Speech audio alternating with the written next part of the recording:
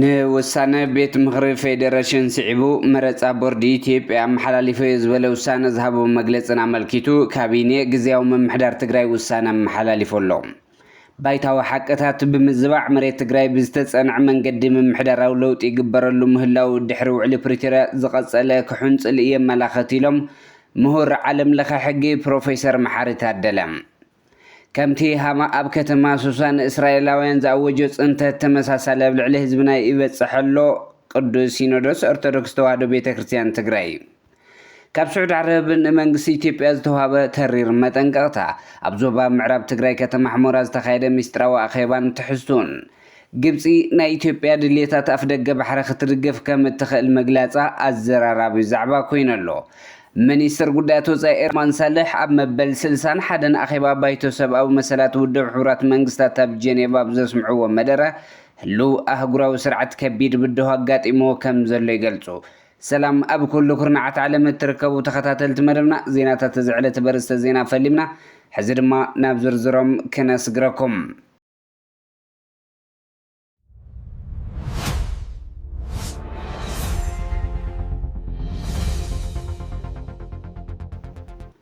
ቦርድ መረጻ ኢትዮጵያ መሐላሊፈ ዝብለ ውሳነ ንሕገ መንግስትን ሕገ መንግስታዊ ስርዓትን ዝጥሕስን መሬትን ህዝብን ትግራይ ካብ ትግራይ ብምንጻል ትግራይ ንምብትታን ዝዓለመ ጸረ ሕግን ጸረ ህዝብን ጻሕታራይ ውሳነ ከም ዝኾነን ይፍለጥ ይበል ንከምዚ ዝበለ ውሳነ ዝኾነ ዓይነት ሕጋዊ ረብሓ ህዝቢ ዝምልከታ ምኽንዮ ከቐርበሉ ከም ዘይኽእል ካቢኔ ግዚያዊ ምምሕዳር ትግራይ ኣስሚሩሎም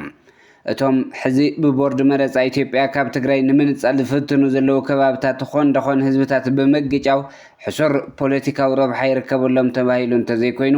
ኣብቲ ሕጊ ንምኽባር ተባሂሉ ኣብ ልዕሊ ህዝቢ ትግራይ ዝተኸፍተ ኩናት ጽንተት ንምስላጥ ዝቐርብ ዝነበረ ተራኽ መንግስቲ ኢትዮጵያ ዘይነበረን ብታሪኽ ብመንነትን ብሕገ መንግስትን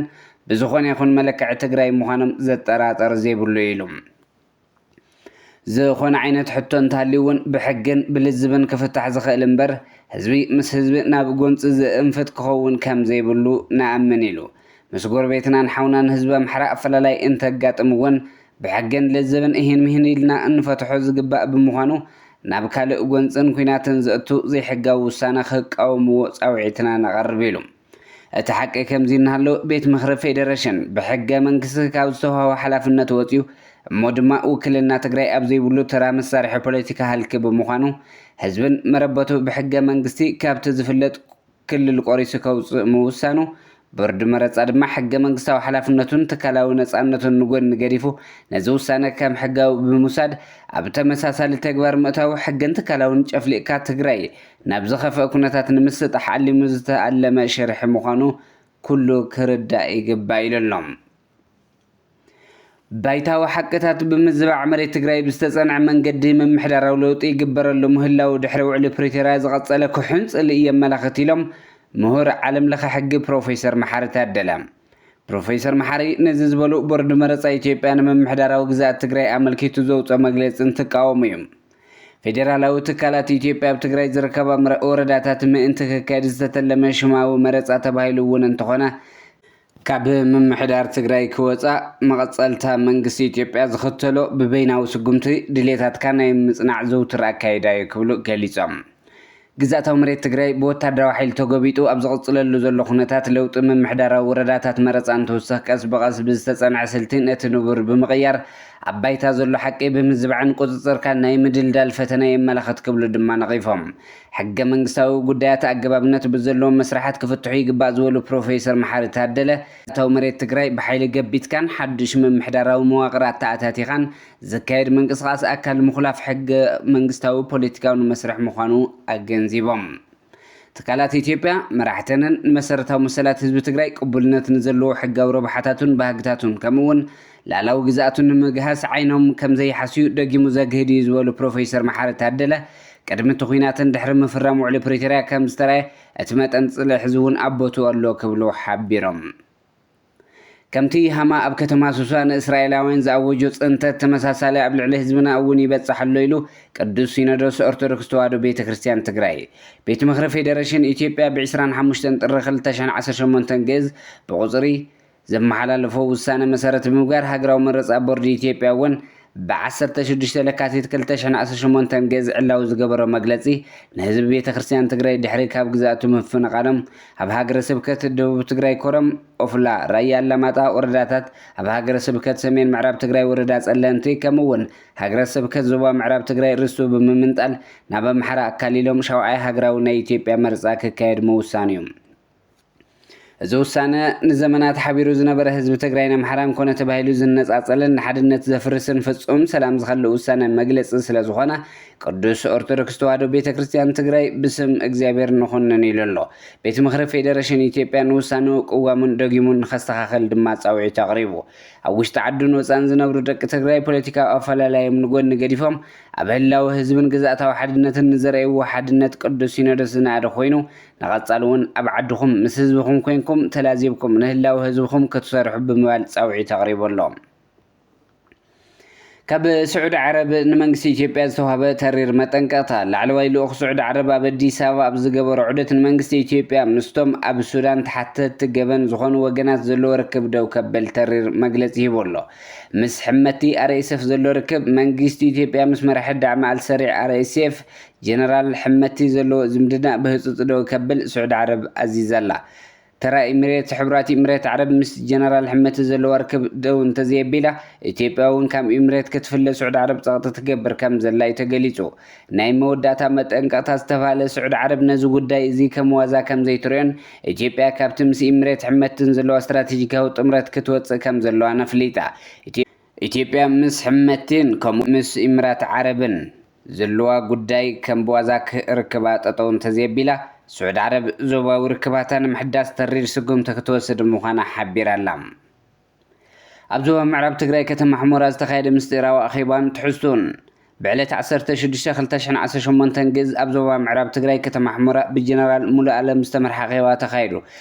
أتي أخيبا أمرار حاجة طرن كتمان زت أخاخبه كوميتيتات بمكاب استخايد كوينو نزصن حنا يطفات أجندان مغطال عقبر منبرو منجتات حبيرو مالو أبتي أخيبا لعلو تمرار حاكل للمحرا مختل بيرو تسقطتا مختل بيرو من ريتن من محدارن مختل أفقو بيت مخرك للمحرا استرخبو مخانم تقلي تلو علامات أخيبا دما وطادراو مدلاو سراويت بالتقنان بوليتيكا وكونتات دجنن نمقمقام ما أخل زقبر كام زخونا منجتات كابتبوتا ملاخيتهم أبتي قمقام مدلاوت سراويت بحيل سب أو دبا كمام تأهدوتات صبو كام زخانة تقلي تلو كما قلالسا جنرال مولا ألم ناب سمين زقبرو ومنقصاصن مدلاواتن أبزد درجة كم زبطح ورار ببقعة مفتسام زخل عام كم زلون بتوسخ مورال سراويت صبو كم زخانة على ما وكونتاتون متشوها وهو كم زفترن وسيخو قليسو كم قمقام እቲ ደጀን ዝቐረበ መሰረት ህዝቢ ብፍላይ ድማ ሚሊሻ ምዕራብ ትግራይ ኣብ ወረዳታትን ጣብያታትን ዘሎ ምድላው ድኹም ከም ዝኾነ ተነቒፉ እዩ ብኣብነት ጣብያ ደጀና ጣብያ ካልኦት ጣብያታትን ከም ኣብነት ኣልዒሎም ዘለዉ ምድላው ድኹም ምዃኑ እዮም ገሊፆም ኣብዚ ዝተገምገመ ጉድለት ኣመራርሓ ሚሊሻን ኣባላት ሚሊሻ ከም ዝብትኑ እዩ ተነቒፉ ኣብቲ ዝተራየ ፀገም ድማ ከም መፍትሒ ዝተወስደ ኣብ ጣብያ ደጀና ናብ ምቅፅፃዕ ስጉምቲ ክውሰድ ከም ዝገበሩ እዩ ተሓቢሩ ممرح العلوة أمرار حكل للأمحرام أبرجين كفتم تحسيب زنور ناي لوجيستيكس قرب نجزي دو كابل ممرح كمستوهابه من أتمنك ساس كمسترفن استحبر خوينو عمد لو حيل سبت راحت أما تخجبر أتم ناي كل العلوة أمرار حن كاميني ورداتات ممرح كم ذهبوا أمونات من جتات كابتبوتا حبير ملوم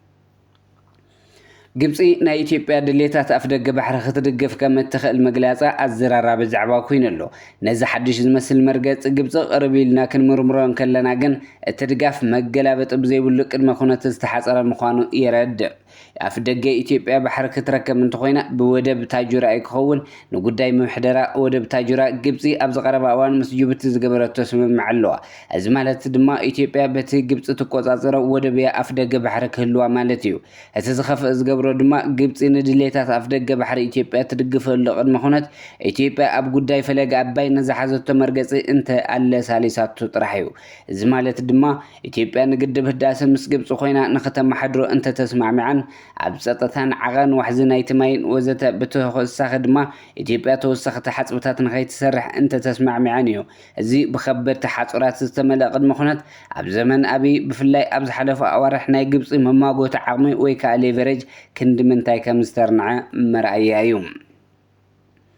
ኣብ መወዳእታ ዜናና ሚኒስትር ጉዳያት ወፃኢ ኤርትራ ዑስማን ሳልሕ ኣብ መበል 61 ኣኼባ ባይቶ ሰብኣዊ መሰላት ውድብ ሕብራት መንግስታት ኣብ ጀኔቫ ኣብ ዘስምዑ መደረ ህልው ኣህጉራዊ ስርዓት ከቢድ ብድሆ ኣጋጢሞ ከም ዘሎ ገሊጹ ሚኒስትር ጉዳያት ወፃኢ ኤርትራ ዑስማን ሳልሕ ትማሊ 24 ለካቲት 2026 ኣብ መበል 61 ኣኼባ ባይቶ ሰብኣዊ መሰላት ውድብ ሕብራት መንግስታት ኣብ ጀኔቫ ኣብ ዘስምዑ መደረ ህልው ኣህጉራዊ ስርዓት ከቢድ ብድሆ ኣጋጢሞ ከም ዘሎ ሓቢሩ እቲ ሚኒስትር ኣብ መደረኡ ሉኣላውነት ግዝኣታዊ ሙሉእ ሃገራዊ ብምጥሓስ ዝካየድ ውግኣት ምስ ቻርተር ውድብ ሕብራት መንግስታት ዝፃረር ብምዃኑ ማሕበረሰብ ዓለም ሓበራዊ መብፅሕታቱ ብግቡእ ዘይምፍፃሙ ነቒፉ ኣሎ ብፍላይ ንውድብ ሕብራት መንግስታት ዝተዋህበ ዕማም ብግቡእ ይፍፀም ከም ዘየሎን እዚ ድማ ኣብ ውሽጢ እቲ ትካል ብዘለዉ መዋቕራዊ ፖለቲካዊ ፀገማት ከም ዝኾነ ተሓቢሩ ኣሎ ባይቶ ሰብኣዊ መሰላት ነቲ ዝተመስረተሉ ኣህጉራዊ መትከል ዕሽሽ ብምባል ንፀቢቢ ፖለቲካዊ መኽሰብ ይጥቀመሉ ኣሎ ክብል ዝነቐፈ ሚኒስትር ዑስማን እዚ ኣገባብ እዚ ኣብ መንጎ ኣባል ሃገራት ዘሎ ምትእምማን ይሽርሽር ከም ዘሎ ሓቢሩ ፕሬዚደንት ኢሳያስ አፈወርቂ ኣብ ቀረባ እዋን ኣብ ዝገበሮ ቃል መሕተት ድሌት ህዝብታት ዓለም ብሰላምን ብኽብረትን ክነብሩን ካብ ስርሖም ተጠቀምቲ ክኾኑ ምዃኑ ብምዝካር ቤት ምኽሪ ነዚ ናይ ሓባር ድሌት ክዋሳእ ኣተሓሳሲቡ ኣሎ እምበር ከስ ክቡራት ተኸታተልቲ መደብና ዜናታት እዚ ዕለት ኣብዚ ከም ቤትና ሰሰናይ ንዓኹም ሰላም ንዓኽ ትግራይ